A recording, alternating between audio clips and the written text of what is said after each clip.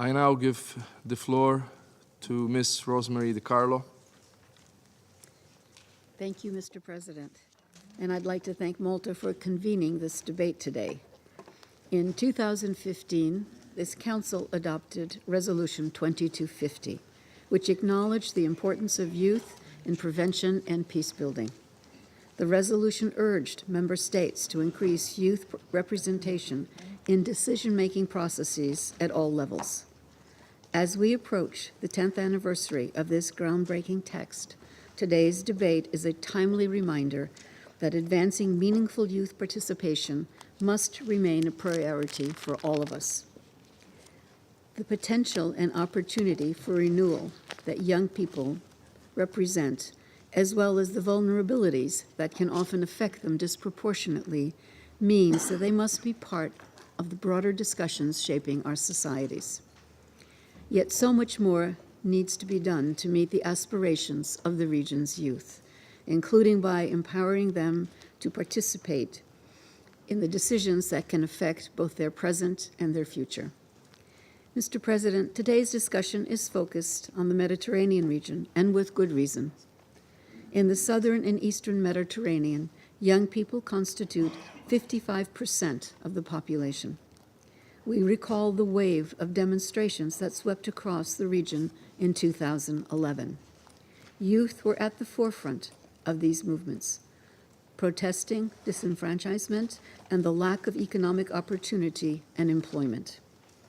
We also witnessed how violent and extremist networks exploited such grievances to lure young people into their ranks. Young people also make up most of those embarking on the perilous crossing of the Mediterranean, fleeing conflict and poverty in search of a better life. Mr. President, it is estimated that 1 out of 4 young people around the world is affected by violence or armed conflict. The young, especially women, are more vulnerable to neglect, abuse, and exploitation. Young people are more likely to be recruited by armed groups when they have no other livelihood opportunities. Additionally, estimates also suggest that more than 90% of all direct conflict deaths occur among young adult males. Exposure to conflict at a young age creates well-documented mental health and psychosocial impacts that persist into adulthood. These grim facts and figures are borne out in the unfolding calamity in one part of the Mediterranean. The 7 October attack on Israel by Hamas and the war in Gaza has destroyed many young lives. 70% of the population in Gaza is under 30. Almost all have been exposed to unprecedented levels of trauma, violence, disease, and food insecurity. All schools across the Gaza Strip are closed, impacting more than 625,000 students. Mr. President, the impact of war and violence on youth is well known. What is still not sufficiently recognized is the many ways young people, with their energy, innovative ideas, and creativity, can make the search for peace more sustainable and effective. We have witnessed this spirit of innovation in our special political missions, where we have increasingly deployed new technologies to organize digital consultations with youth. From Libya to Lebanon, these dialogues have helped us better understand their views and aspirations and to reflect them in our work.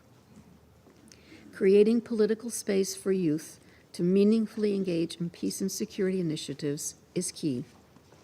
For example, last September, our mission in Libya launched the Training Future Leaders of Libya initiative. 30 young Libyan women will develop their skills in human rights, as well as legislation and policies to promote women's participation and to counter hate speech. In February, the program brought these young women to the European Parliament, where they discussed the impact of conflict on youth. Mr. President, young people are inheriting a planet on fire. One statistic encapsulates our dire situation. Last month was the hottest March ever recorded. The previous 9 months also set records. The Mediterranean is particularly vulnerable to climate change, warming at a rate 20% faster than the global average. Massive floods, devastating storms, and long droughts threaten livelihoods, health, water, and food security across the region. The World Bank predicts that up to 19 million people would become internal climate migrants in North Africa alone by 2050 without concrete climate action. In addition to facing these risks, young people are also expected to be most vulnerable to climate change-related health hazards due to prolonged exposure during their lifetime. Youth continue to take on a leading role in influencing, advocating, and demanding greater political will and concrete action on climate change. This has been clear in their strong message at the various COP meetings. Young women are often at the forefront of these movements, advocating for a gender lens at all stages of policy and decision-making related to climate risks. In Cyprus, for example, our Good Offices mission has helped young people across the divide to unite around shared concerns over environmental sustainability and to prepare joint positions for COP28 last December. Mr. President, as documented in the Secretary General's report on youth, peace, and security, negative stereotypes of youth as agents of unrest and violence continue to contribute to their marginalization and stigmatization. To strengthen the role of youth as positive agents of change, regional and multilateral actions are essential. In his policy brief on a new agenda for peace, the Secretary General strongly advocates for active youth participation in decision-making processes. The United Nations is intensifying its efforts in this regard. UNDP's flagship report on human mobility reminds us that by accessing training, education, and economic opportunities in other societies, young people, especially women, can be agents of change by bringing new experiences, skills, and wealth back to their home countries. Further, my department's Youth, Peace, and Security strategy builds on the Youth Promotion Initiative of the Secretary General's Peacebuilding Fund. It remains the only international financing mechanism dedicated to the implementation of the agenda. The fund has invested $128 million in 97 projects in support of youth inclusion across more than 30 countries since 2016. But we will need more adequate, predictable, and sustained funding to translate youth inclusion from a political commitment to tangible practice. Regional organizations have a key role to play.